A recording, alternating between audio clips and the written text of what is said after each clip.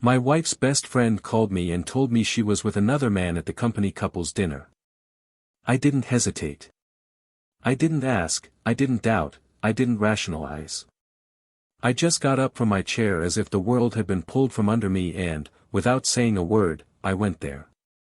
Every mile I walked was a punch in the gut. On the way, I tried to calm my heart, telling myself it could be a mistake, a coincidence.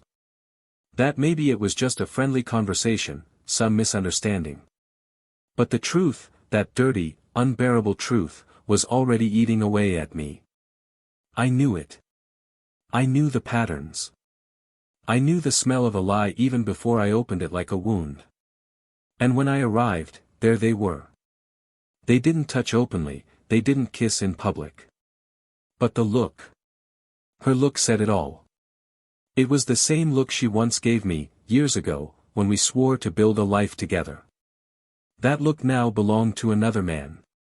And there, in that room full of fake laughter and clinking glasses, I died a little. Or maybe a lot. Or maybe it was enough to transform me. I didn't make a fuss. I didn't scream. I didn't confront her. I simply turned my back with a silence so violent it tore me apart. I left, carrying in my invisible hands a divorce already signed in my heart. I had decided, she no longer deserved my love. And more importantly, she didn't deserve my children. It was the end of our story, at least as she knew it. I kept custody of them, the house, my dignity, if that's what's left after being betrayed by the one you gave everything to. She continued with her affair, with her mediocre adventure that seemed, in her eyes, like a rebirth. But time is merciless. It lays bare. It strips bare. It reveals. When that cheap romance ended, because romances like that always do, she returned home. She walked through the same door through which she had once said, "I love you," with shining eyes, and found an absence. There was no more childish laughter. There were no more voices, no smell of freshly brewed coffee, no jingling of keys on the entryway counter. There was only the echo. The echo of consequence. And that was when it hit her, she had traded the most important thing for something ephemeral, impulsive, disposable. She traded me for someone who never loved her. And in doing so, she lost everyone who loved her. She tried to win me back. And not with empty words or worn-out promises, but with red eyes, trembling hands, and a confession. She said she'd lost herself. That she'd confused need with desire, routine with failure, stability with boredom. That she thought she was alive, but in truth, she was just slowly falling apart. She said she loved me. That she'd never stopped loving. That only now did she understand the value of what she'd lost. I heard her. I forgave her. But I didn't come back. Because sometimes, forgiveness is the door out, not the way back in. Sometimes, loving means having to leave. It wasn't until I saw her, sitting alone in the corner of the room, holding an old letter I'd written to her before our wedding, that I understood the depth of her regret. That letter had been hidden in a box, among memories of a time when we were enough for each other. She read it with guilt in her eyes. She touched each line as if it were an open wound, as if the ink had turned to blood. There, she truly broke down. Not like the day she begged me to stay, but like someone realizing they've destroyed something they'll never be able to rebuild. She kept repeating softly, "How could I?" And it wasn't a question for me. It was for herself. It was for the mirror of her soul that now confronted her every day. I moved on. But not without scars. I moved on because it was what needed to be done, not because it was what I wanted. No man wants to see himself as the betrayed, the replaced, the discarded. No man wants to look his children in the eye and lie to protect them from pain. But life isn't made of desires. It's made of choices. And she chose. She chose to lie. She chose to hurt. She chose to risk losing everything. And she lost. The price of betrayal isn't divorce. It's emptiness. It's knowing you were in the hands of someone you couldn't hold. That you were loved completely, but even so, it wasn't enough. For a long time, I blamed myself. I questioned myself. I thought about the times I'd come home late from work, the times I'd preferred tiredness to conversation, how much the routine had swallowed us up. I tried to find my share of the blame, because that's what we do when we're betrayed, we try to understand when we stopped being worthy. But it wasn't about that. It was about her. About what was missing inside her. And I couldn't fill that hole. I never could. Over time, the children began to smile again. The house took on new colors. The silences became peaceful. And I found love again, not as someone searching for it, but as someone who has given up and, by chance, is surprised by life. Someone saw me with new eyes. Someone saw me without the filters of disappointment. Someone loved me simply, sincerely, without far-fetched promises. And that's when I realized, sometimes, true love isn't the one that started with fire, but the one that arrived after the fire, ready to rebuild. She still tries to talk. Sometimes she texts, saying she misses our Sundays, the smell of our room, the way I looked at her. But it's too late. Because loving someone who betrayed you isn't the biggest challenge. It's trusting again. And trust, once destroyed, can't be restored with words. It takes time, actions, and rebirths that aren't always possible. The last time we saw each other, she handed me an envelope. It was a copy of the letter she'd saved. She'd handwritten underneath, "I still dream of the man who wrote this." I just smiled. Because that man died at the company couple's dinner. And in his place, another was born. One who learned, the hard way, that love isn't enough when the other doesn't know how to receive. One who understood that forgiveness is different from retribution. And that true love, sometimes, begins when everything ends. But there's something that still keeps me awake at night. Something I found inside a book she left behind, among the yellowed pages of some random novel. A note. A passage marked with shaky lines and a single word written next to it, lie. It wasn't a sentence of hers. It was a sentence of mine. A vow made years before, perhaps in the midst of a trivial argument, in which I said, "I will never leave you alone." And there she was, crossing out the impossible with her own pen. Did she ever know this would all happen? That she would bring about the downfall of what she loved most with her own hands? What was behind those words written with such despair and regret? What, in fact, did she feel as she watched me leave, never to return? The answer might lie within this letter. Or in something she never had the courage to tell me. But that one day, too late, might come to light. And change everything. Welcome to the channel. Here, no form of infidelity is condoned or romanticized. All stories are fictional, but based on real emotions, to show how infidelity can destroy homes, hearts, and futures. Our goal is clear, to reveal the devastating consequences of those who choose to cheat. Get ready. What you're about to hear is an intense story, full of twists and turns and deep emotions. Take a deep breath, and be ready for a story shocking. They met in an almost mundane way, on a muggy spring Saturday, in a bookstore tucked between two cafes on the main street, where few people entered and almost no one bought anything. It was there, among dusty shelves and the low sound of jazz playing on an old vinyl record, that Daniel and Melissa's eyes met for the first time. He was looking for a book to better understand parenting, even before becoming a father, while she was distracted by historical novels. Their first glance was shy but intense. There was no rush. No explosion of cinematic passion. But there was a kind of silent familiarity between them, as if that exchange of glances held a story that simply needed time to be told. And it was told. Daniel was a man of routine. A civil engineer, always calm, observant, and possessed of a quiet intelligence that didn't need to prove anything to anyone. He liked to talk with eye contact, speaking little and listening a lot. He lived with the lightness of someone who didn't expect too much from life, but valued every piece of peace he patiently built. A hard worker since he was young, he was the type who thought about tomorrow even when choosing what to eat. He never deluded himself with impossible dreams, but always believed that building a home was the greatest project of his life. And when he met Melissa, he felt that this project was finally taking shape. Melissa was the complementary opposite. Communicative, creative, full of ideas, she had the restless soul of someone who needed to feel everything to the extreme. A literature teacher at a private school, she loved to provoke reflection in her students and wrote in diaries she never showed to anyone. He had a thirst for life, but a constant fear of monotony. Since she was young, she dreamed of a life full of meaning, where feelings were so intense they bordered on the unbearable.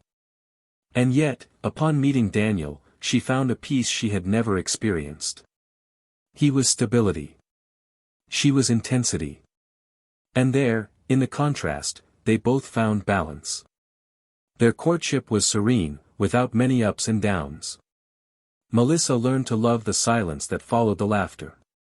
Daniel became enchanted by her excesses, by the hands that gesticulated when she spoke, by the way she immersed herself in each book as if it would save her very existence. He saw her as living poetry. She saw him as the necessary final point to avoid losing herself in her own reticence. They married 2 years later in a simple ceremony, surrounded by close friends and emotional family. The world outside seemed suspended that day.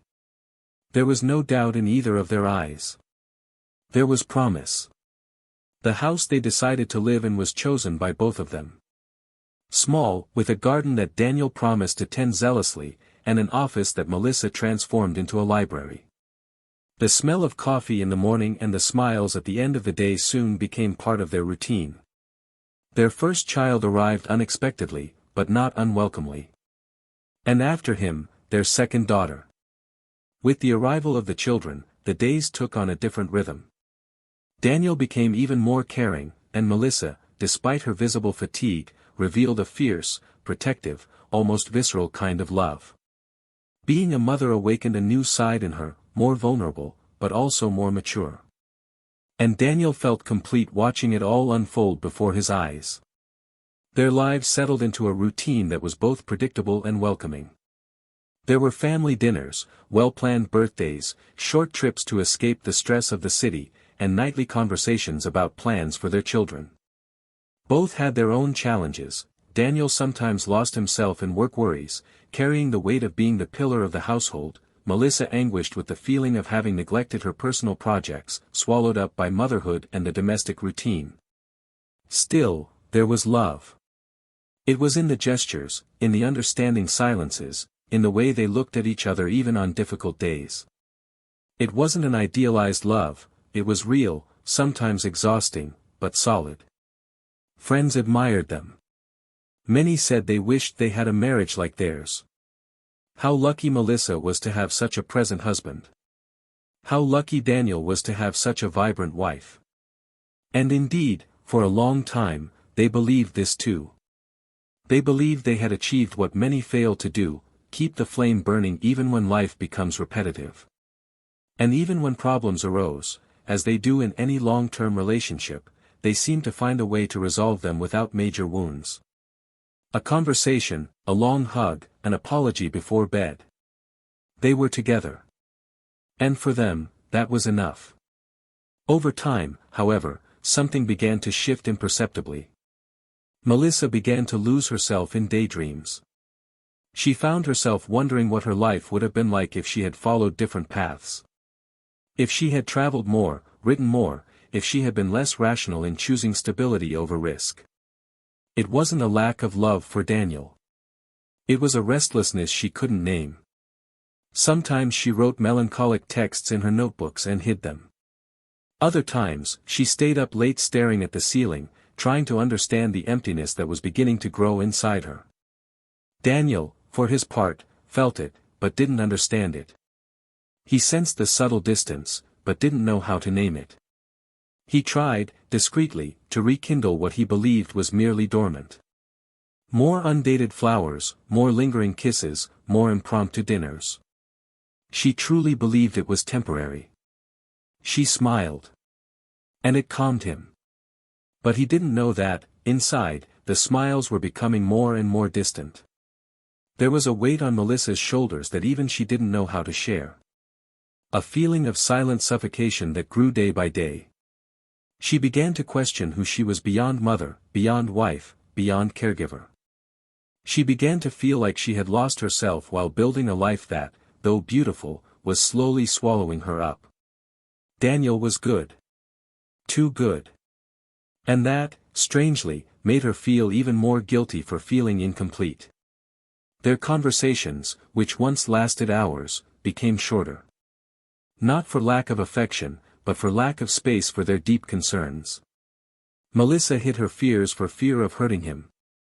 Daniel kept quiet so as not to pressure her. And so, the silence became a dwelling place. A comfortable yet thick silence. A silence that separated them inch by inch, until they became accustomed to it. She remained a devoted mother, a committed teacher, a functional wife. He remained a provider, a partner, a constant presence. But between their presence and their connection, a chasm grew. To others, nothing had changed. The house remained organized, the children were happy, the smiles and photos still appeared. But inside her, something was breaking. Something small, but essential. A part that needed to be heard, acknowledged, welcomed. And no matter how much she tried to ignore it, it insisted on speaking, shouting, demanding space. Daniel, still in love, tried to recapture old memories, relive trips, propose new routines. But he didn't know that Melissa was no longer in the same place. She wanted more than the predictable. More than the safe. More than the stable love he offered her. All of this, however, hadn't yet exploded. They were still married. They still shared the same roof, the same breakfast, the same childhood stories of their children. They still looked at each other with respect, with memory, with a deep bond that not even time could easily undo. But what was to come would change everything. The seemingly unshakable structure was about to be tested in a way neither of them could have foreseen. And what would remain afterward? Love? Regret? Silence? Everything was about to fall apart, but no one knew it yet. And between the pages of routine, their story took on darker tones, even though on the surface everything still seemed in perfect harmony. The changes began almost imperceptibly, like the wear and tear on a sculpture that, day after day, is touched by wind and dust, until its once clear forms begin to lose definition. Melissa began to smile less, to get more lost in her own thoughts, to look out the window as if something outside were urgently calling her. Daniel understood, but he couldn't pinpoint the source. He attributed it to routine, to the exhaustion of responsibilities, to the burden they both silently carried. He kept trying. He tended the garden with even greater care, surprised his children with weekend outings, prepared breakfast on Sundays with the same care as always, hoping that would be enough to restore balance to what seemed to be slipping away. But Melissa was no longer fully there with him.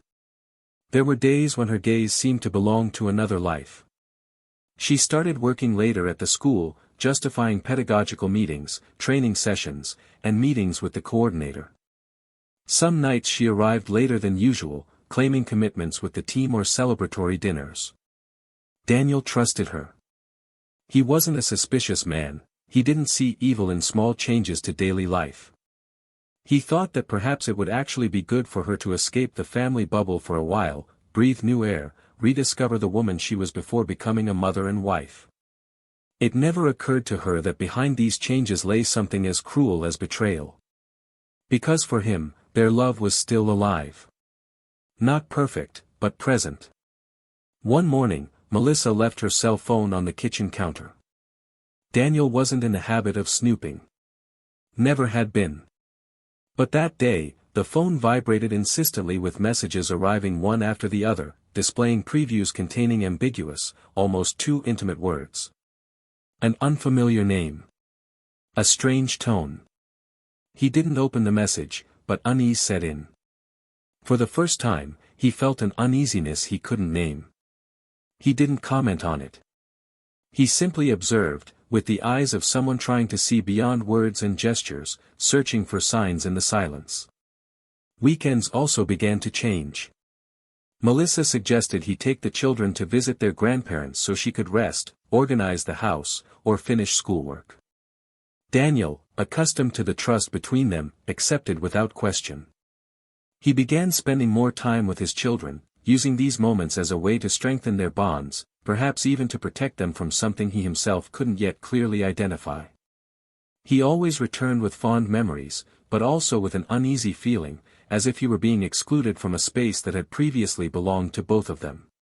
One night, while they were watching a movie in the living room, Melissa lay on the couch with her head in his lap, but her mind seemed elsewhere. He stroked her hair tenderly, but she didn't respond. Her eyes were open, fixed on the television, but empty. When he whispered something in her ear, she only murmured a cold reply, as if listening to a language she no longer understood. Daniel squeezed her hand firmly, and for a second, she seemed to come back. She smiled.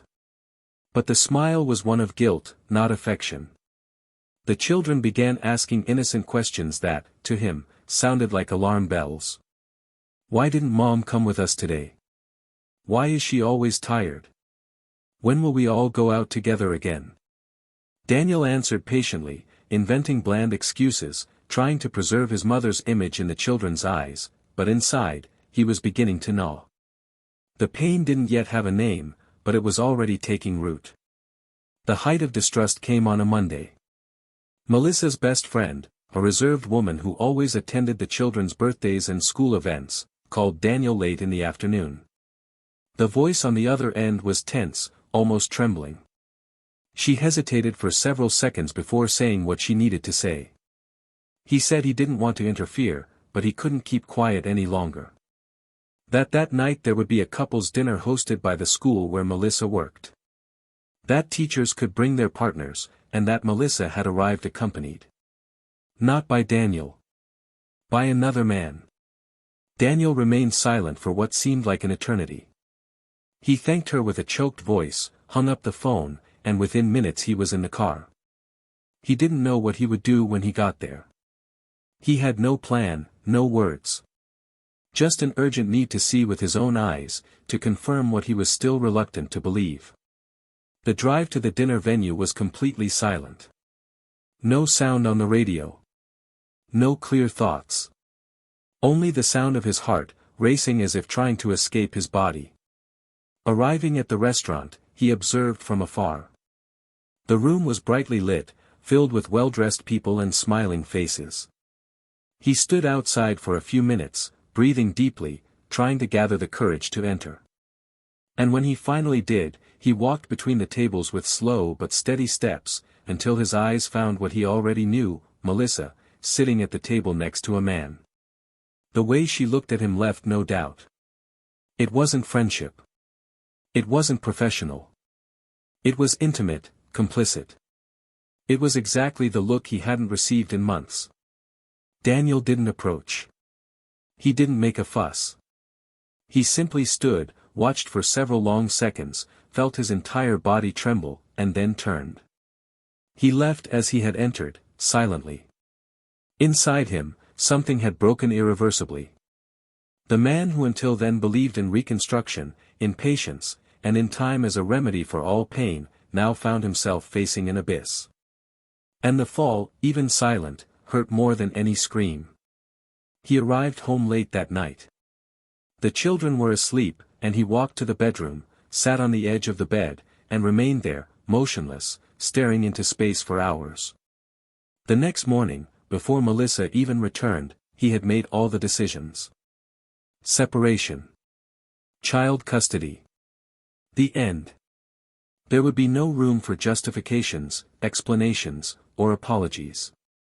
The betrayal had been more than a breach of trust, it had been the negation of everything they had built together. In the days that followed, she tried to contact him. She sent messages saying she needed to talk, that she could explain, that nothing was as it seemed. Daniel didn't respond. He was hurt, but lucid. Silently, He moved the world they knew, organizing the legal proceedings, protecting his children and his own sanity.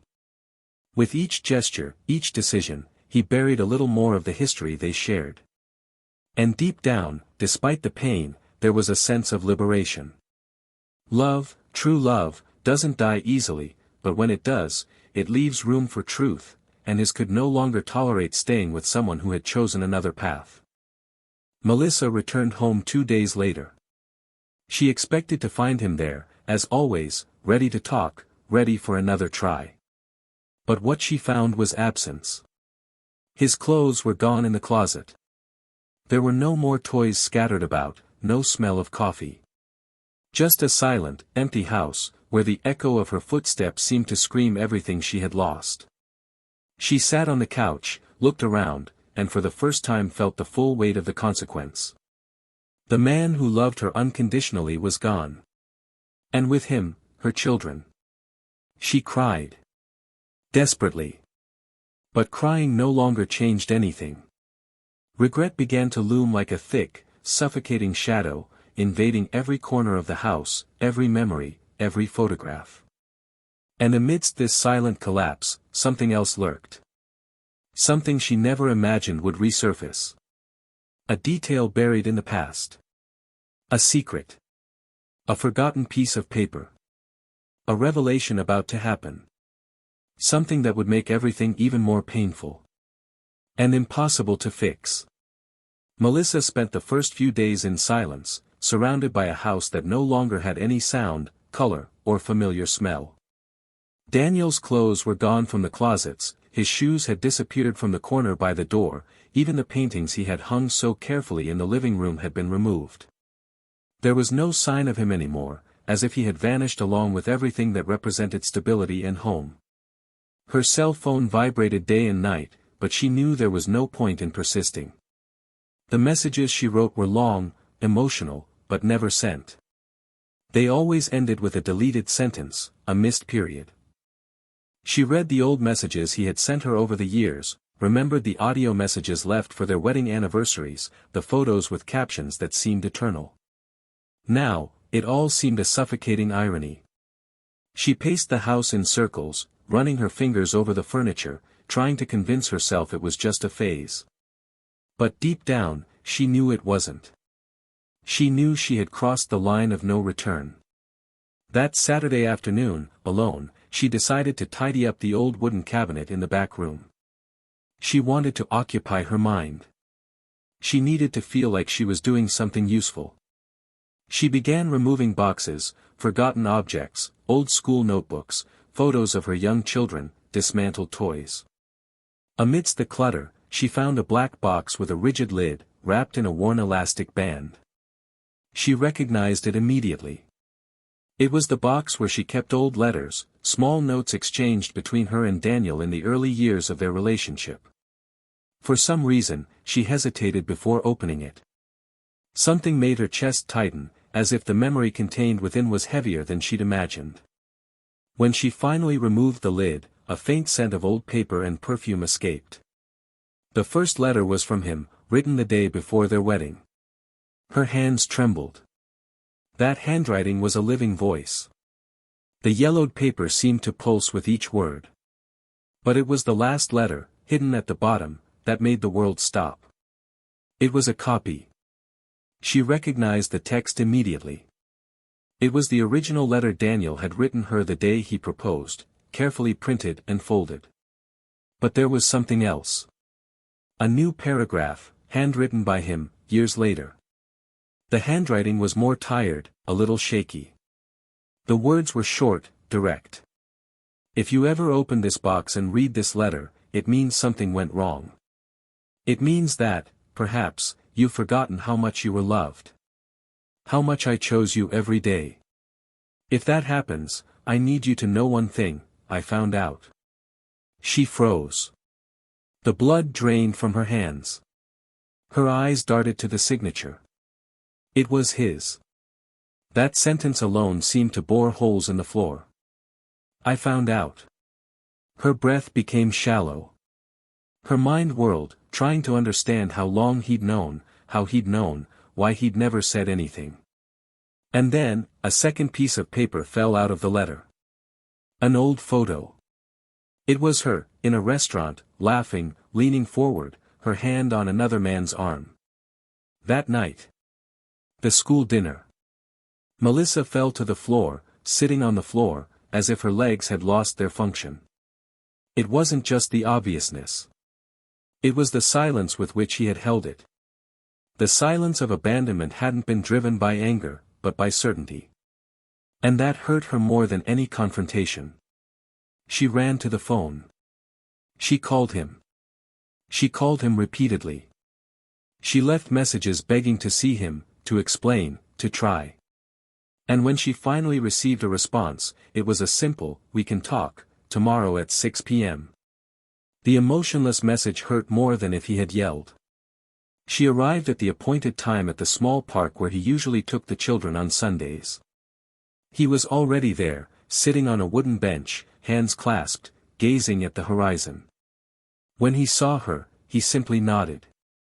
She walked toward him slowly, her heart on fire, her hands freezing. She sat beside him, but respected the silence. She had to wait. And after long seconds, he finally spoke.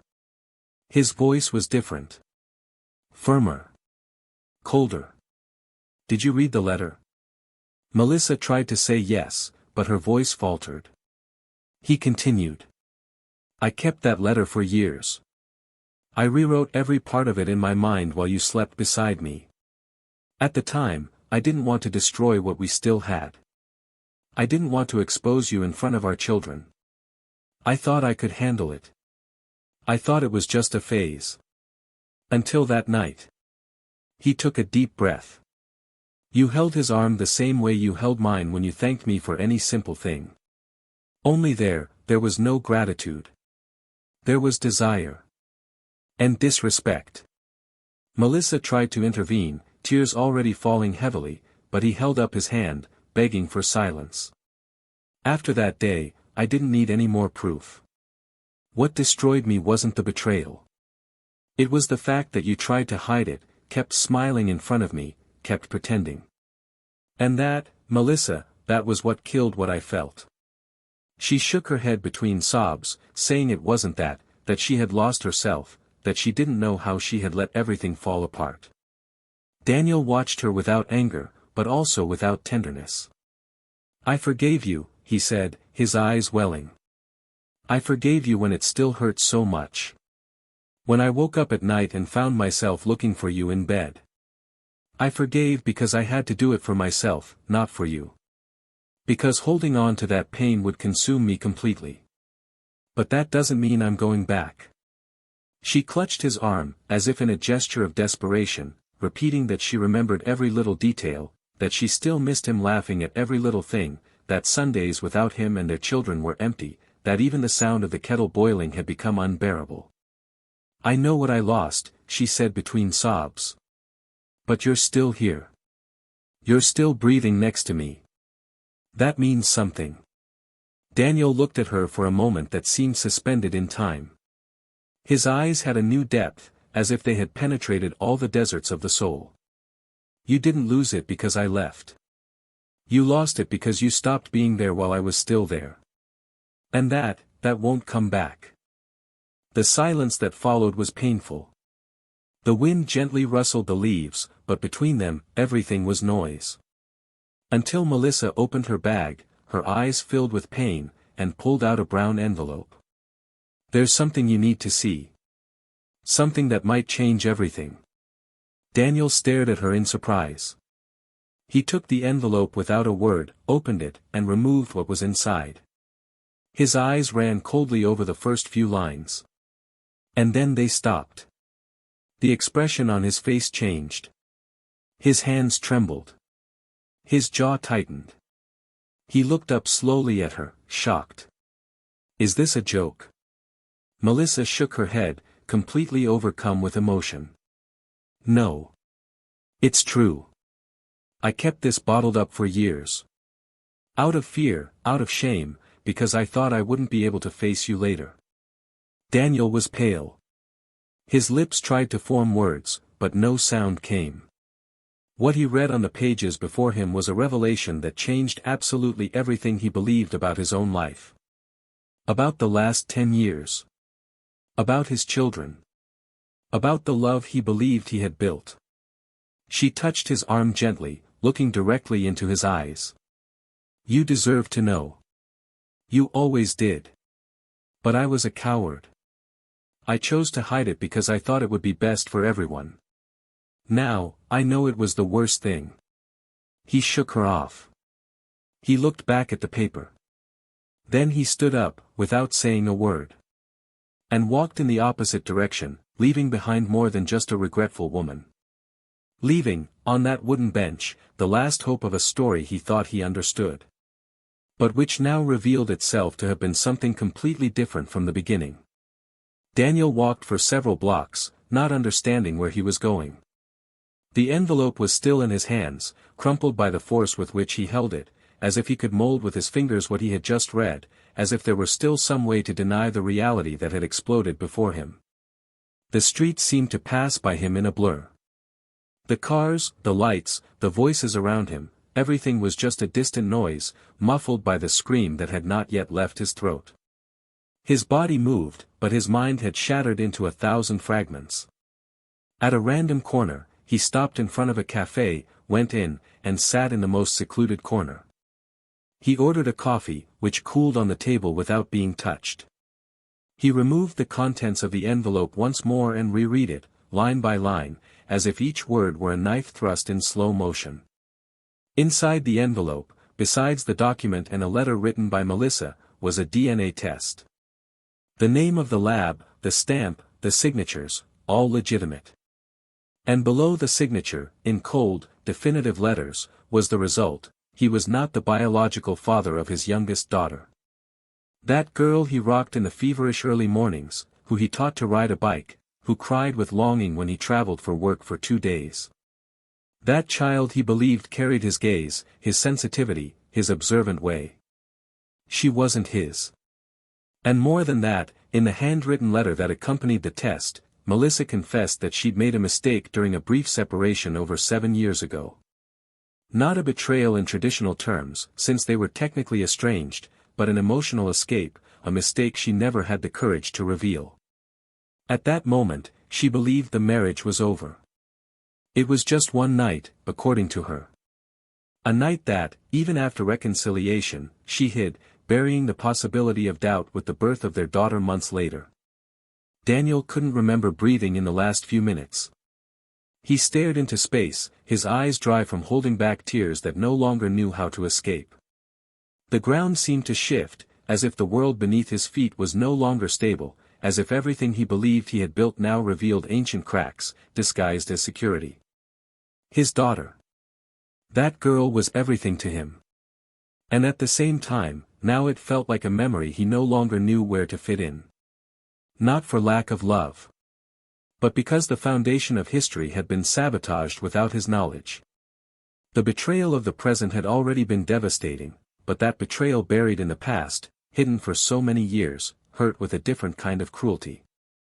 Because it wasn't just the pain of the lie, it was the feeling of having lived a life that wasn't true. The next morning, he decided he needed to see her again. Not to get back together, or even to understand. It was a necessary meeting to put an end to the shadow of all the questions that still lingered in the air. He called and asked to meet at a neutral location. He arranged for a distant viewpoint, where they used to go before the children, before the house, before the weight of routine. Melissa arrived ahead of schedule, sitting on the hood of her car, hugging her knees, her eyes fixed on the horizon. She wasn't crying anymore. She seemed empty. When she saw him, she stood up slowly, as if dreading every word that would come out of his mouth. He approached, unhurriedly, but with a firm gaze. There was no longer room for doubt. Only truth. They stood face to face for long seconds. She tried to speak, but he made a discreet gesture, asking her to wait. He looked into her eyes as if trying to find in them some trace of the woman he had once loved. And then he said, without raising his voice, but with each word weighing like lead, "You killed everything with 2 decisions. First, By betraying me. Then, by hiding the most important truth of our lives. Melissa responded with a trembling but resolute voice. She said it hadn't been premeditated, that the test was only performed years later, when a silent doubt arose when comparing dates, symptoms, details. She said she thought about telling him, but was afraid. Afraid of losing what little remained between them, afraid of destroying the family they had rebuilt after that brief separation. She asked for forgiveness. Not because she wanted to erase the past, but because she knew the present was now irreversible. Daniel took a few steps back, ran his hand over his face, and looked up at the sky. He took a deep breath before speaking again. You took away my chance to decide. You deprived me of the truth. And worst of all, you gave me a daughter and hid from me the fact that she might not be mine. I love her. Nothing will change that. But now, every memory, every moment, is tainted by this omission. You gave me a life with a mistake you tried to bury. Melissa nodded with silent tears, trying to get closer, but he backed away. He said he would never stop loving the girl. That she was and always would be his daughter, biologically or not. But his feelings for Melissa had been definitively undone. Then she said something he hadn't expected. She said that, for a long time, she'd written him letters without ever delivering them. Letters where she apologized, where she tried to explain, where she recounted the panic of living every day with that secret burning inside. She said she wanted to show him. Daniel hesitated. He accepted. And there, under the reddish late afternoon sky, she took a thick envelope from the glove compartment, with several yellowed, handwritten pages. He took it but didn't open it. He said he didn't want any more versions of her, no excuses, no belated confessions. He said that, now, he needed time. Not for her. But for himself. To rediscover his own identity, to understand where the lie ended and his truth began. She tried one last gesture. You touched his hand. And he allowed it for a moment. He felt that touch like the end of a cycle. Like the last page of a book that had been, for many years, his favorite story. But which he now knew had never been completely real. So he walked away slowly, got back in the car, and drove aimlessly for hours, the envelope on the passenger seat, like a ghost. When he got home, he sat on the couch, alone, with the lights off. He thought about his children. He thought about her. He thought about himself. He opened the envelope, but didn't read it. He just put it in a drawer. For now, it was enough to know that the truth, however devastating, had finally been told.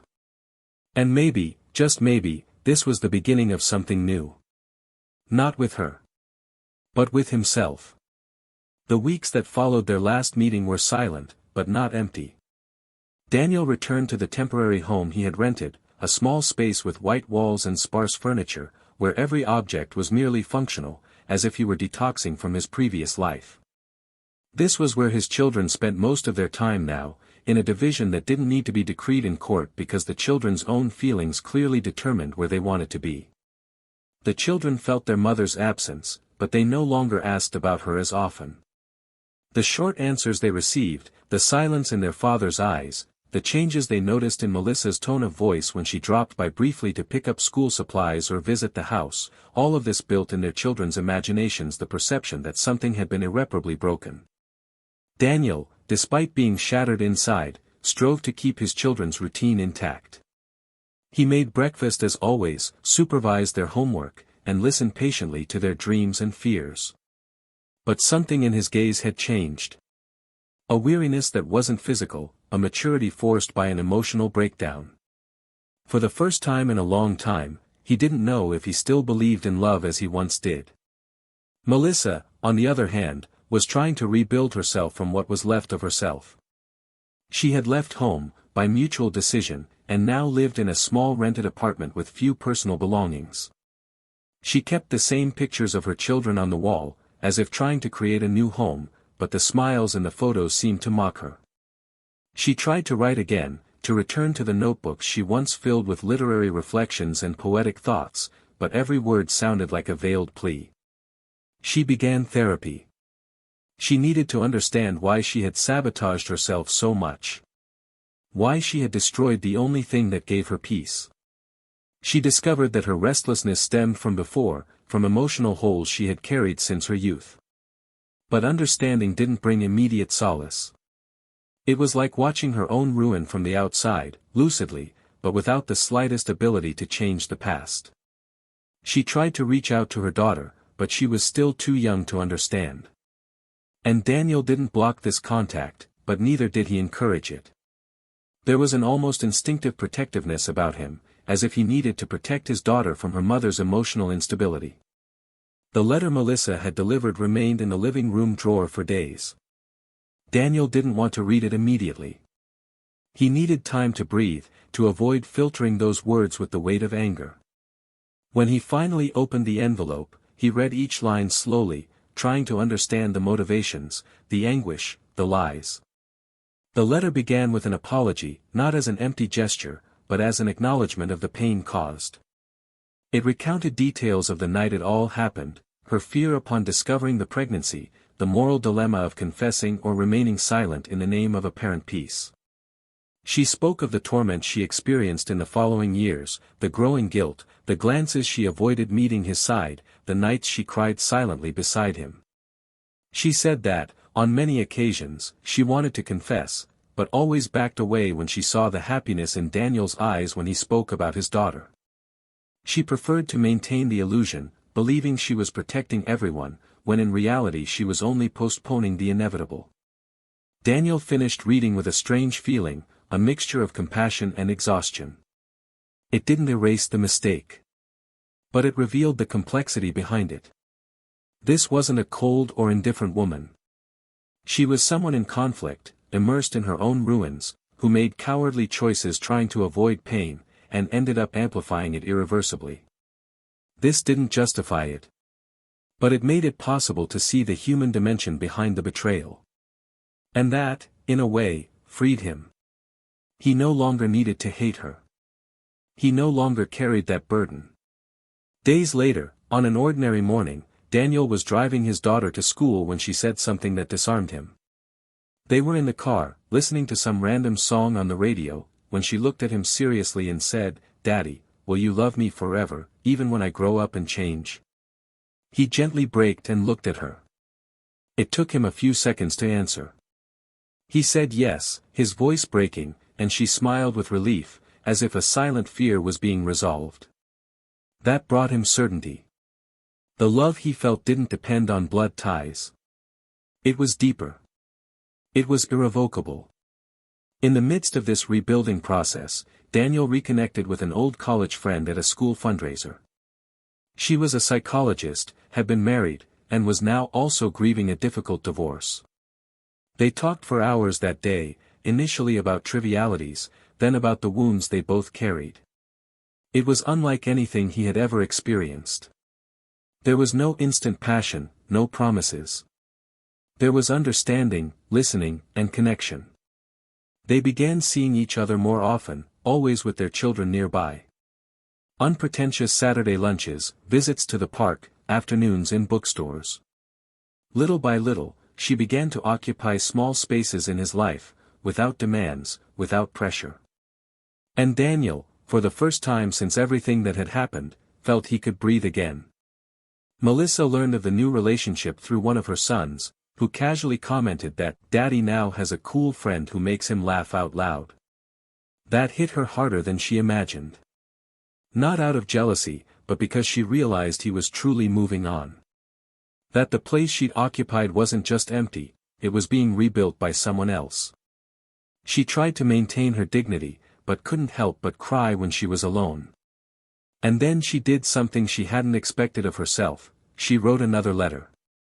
Not to try to win him back. But to thank him.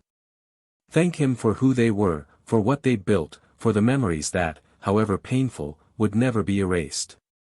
She apologized again, but this time without expecting a response. She simply wanted to make it clear that she recognized everything she'd lost. She delivered the letter in person, without warning, on an ordinary afternoon. She rang the doorbell and waited. Daniel appeared at the door with a serene expression. There was no hostility, no accusation. Just a slight nod. She held out the envelope and said, "It's just a letter. No need to reply." He took it, thanked her, and politely said goodbye. After she left, he stared at the paper in her hands for a few minutes, but decided not to read it right away. He put it in the same drawer as the previous one. Maybe one day he would read it. Maybe not. It no longer mattered. Melissa returned to her apartment, and that night, for the first time in months, she slept without nightmares. She felt pain, yes. But also relief. She knew she had hurt someone who loved her deeply. But now she understood that forgiving herself was part of the process. She began to rebuild herself, brick by brick, accepting her flaws, facing her own ghosts. She knew she would never be the same again. But maybe that wasn't entirely a bad thing. That same night, Daniel was having dinner with his children and their new friend. They were laughing at a joke the girl had told, while the older boy explained some interesting science story. He observed the scene with a kind of gratitude he hadn't felt in a long time. The pain was still there, but it was no longer the center of his being. It was beginning to feel like a part of the past. And in that moment, he understood that sometimes, loss is what allows us to rediscover what is most essential. Truth, even when it tears us apart, is also the shortest path to freedom. And he, finally, was free. Time didn't heal, but it did shape the scars, and it was with this awareness that Daniel began to notice the internal transformations he was undergoing. The days, previously filled with the constant pain of disappointment and the continual effort to shield his children from the emotional chaos that had descended upon the family, began to take on a lighter, almost imperceptible texture. It wasn't happiness yet, but it wasn't just suffering either. It was something he couldn't name, a middle ground between relief and longing. Mornings with his children no longer felt like acts of emotional survival, but moments when routine began to rebuild security. The woman who now frequented his days, with her gentle presence and eyes that demanded nothing more than what he could give, brought a new order to the chaos that had previously seemed endless. It was still too early to call it love, but it was possible to call it peace, and for someone who had lived for so long in the emotional instability of collapse, peace was more than enough. While Daniel silently rose again, Melissa faced a kind of punishment that only profound repentance can offer. She had resumed her regular therapy sessions, delving deep into the roots of her behavior, into the impulsive choices that destroyed everything she herself had helped build. Acknowledging the betrayal was no longer enough, and not even the secret about her daughter seemed the height of her guilt. What gnawed at her now was the belated realization that she had been loved with a rare intensity, and had squandered it out of need, escape, pride. She began writing, no longer letters to Daniel, but to herself. Internal dialogues, confessions that would never be read, attempts to understand how she had allowed her identity to be shaped by doubt and the illusion that there would always be time to correct mistakes. She began to have periodic meetings with her daughter, short ones, supervised by Daniel, who, while never preventing this contact, clearly established the limits of their interaction. There was no longer room for emotional improvisation. The girl smiled, but her eyes looked confused, as if she knew, even without understanding, that something very serious had happened between the adults around her. One afternoon, while delivering school documents, Melissa asked to speak with Daniel for a few minutes. He was sitting on the porch of his new house, reading a book while his children played in the yard with a small dog they had recently adopted. She approached carefully, respecting his steps as if every meter were delimited by something invisible. He looked up, closed his book, and simply waited. There was no longer any need for formality between them, but neither was there any intimacy. It was a neutral space, cold, but respectful. She took a deep breath and began by saying that she wasn't there to ask for anything, but rather to thank him. She said that, although she had no right to interfere in his life, she was grateful that he had maintained his bond with his daughter, that he hadn't taken out on her the anger and frustration that could have overtaken him. Daniel listened silently, only nodding. He said that love wasn't something that disappeared with a signature or a DNA test.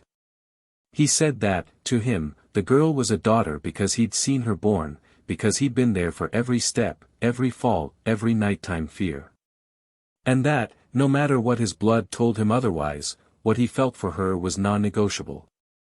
Melissa wept silently at those words, but didn't try to touch him, didn't try to get any closer than the moment allowed.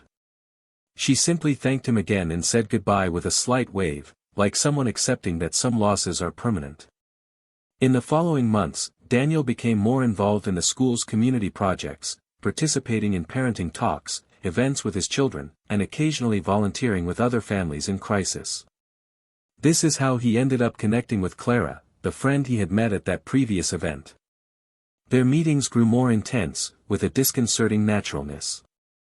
At no point did she make demands or attempt to occupy spaces that were still in flux within him. She was a centered woman, with her own characteristics, who knew exactly what she wanted but also knew how to respect the rhythms of others.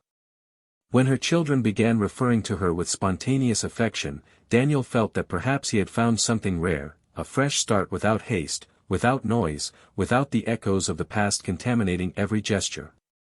One day, after a walk in the park, Clara held his hand firmly and said she didn't expect to be the solution to anything, but wanted to be present for whatever he wanted to build from then on. Daniel didn't answer right away, but he smiled in a way he hadn't smiled in a long time. That was more than an answer. Across town, Melissa continued trying to rebuild her identity. She began working at a foundation that offered emotional support to women going through separation. She used her pain to support others, spoke of regrets without romanticizing mistakes, and demonstrated the weight of choices and the importance of recognizing one's own limits before it was too late. She became a reference within that space, not because she had overcome everything, but because she had the courage to face each part of what she had experienced. She wrote a small book with her reflections, which was self-published and, to her surprise, reached hundreds of women who identified with her story. For the first time in a long time, she felt useful again. It still hurt, of course. It hurt to see Daniel getting back on his feet without her. It hurt not to be there on family Sundays, on holidays, for the children's small progress. But she had finally understood that love and presence are not the same thing.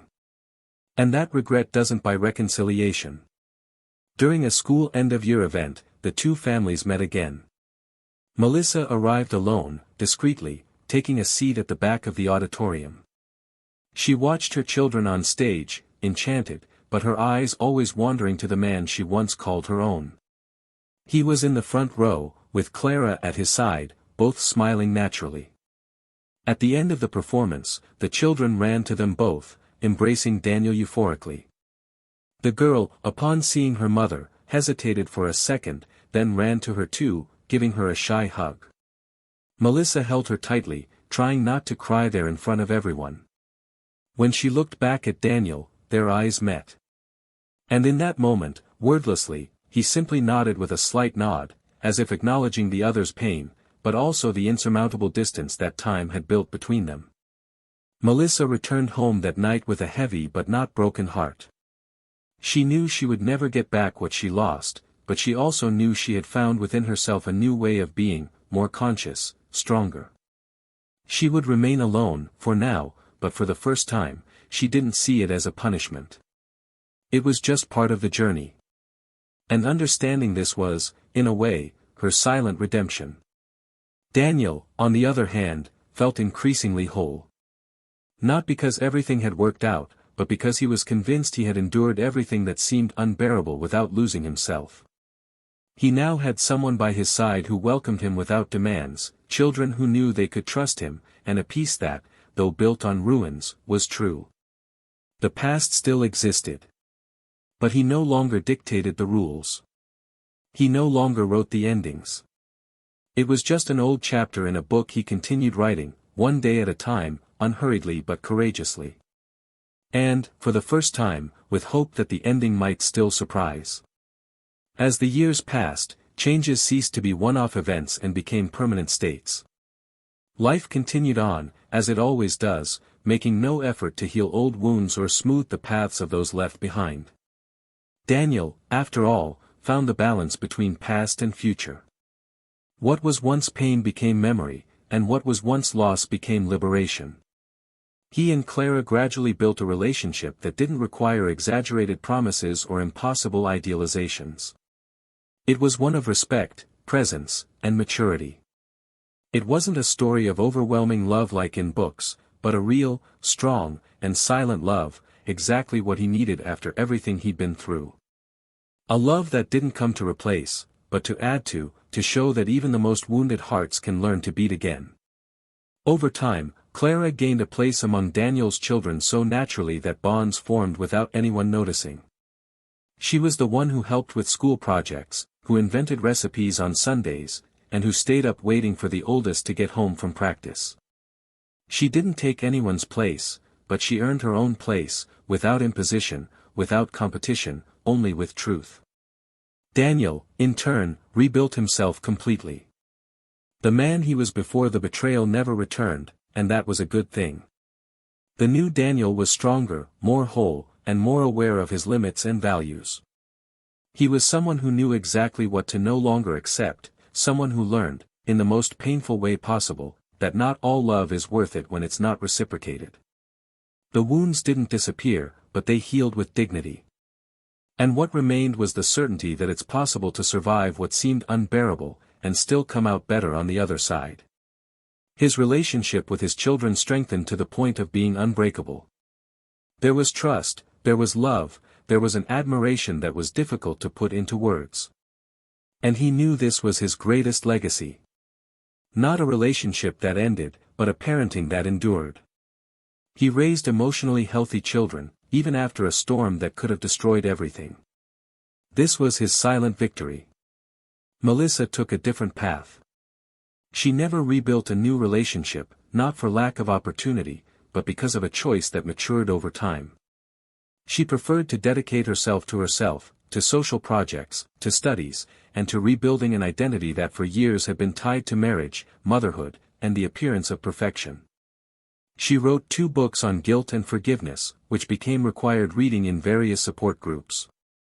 She received recognition, was invited to give lectures, interviews, and debates. She became a reference in personal transformation. But deep down, she knew there was no complete redemption. The void she left in her own life was irreversible. Her youngest daughter loved her, but there was an emotional distance that could never be overcome. It was as if the girls saw her with understanding eyes, but not with the same trusting ones as before. And Melissa, try as she might, knew that certain connections, when broken at the wrong time, cannot be fully rebuilt. She began visiting her parents more often, reconnected with old friends, learned to walk alone, and accept that some choices have eternal consequences. One day, sitting in front of a mirror, she carefully observed her own reflection. She didn't see herself as a victim, nor as a villain. Only as someone who had made a mistake and had to pay for it with the most precious thing she had, her family.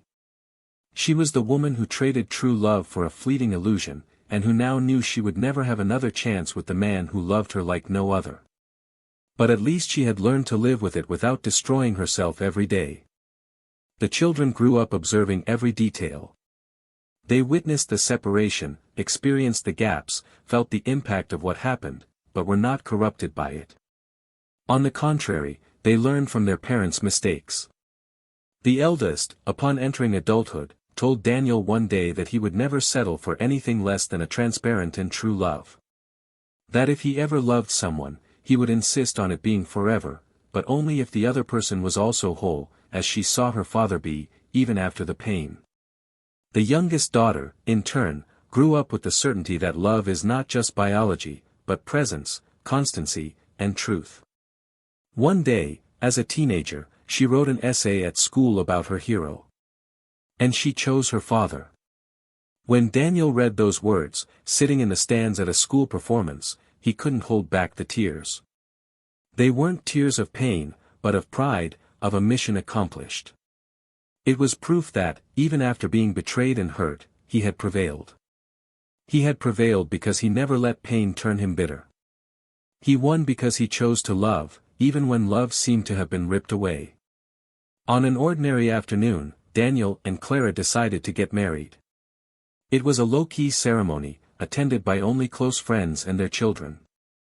Melissa was invited but chose not to attend. She sent a letter wishing him happiness and saying she hoped he had found everything she couldn't offer.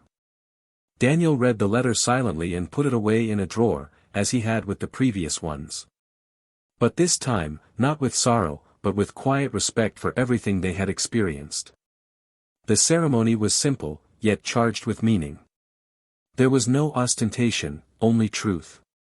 And amidst that simple setting, Daniel delivered a brief but profound speech.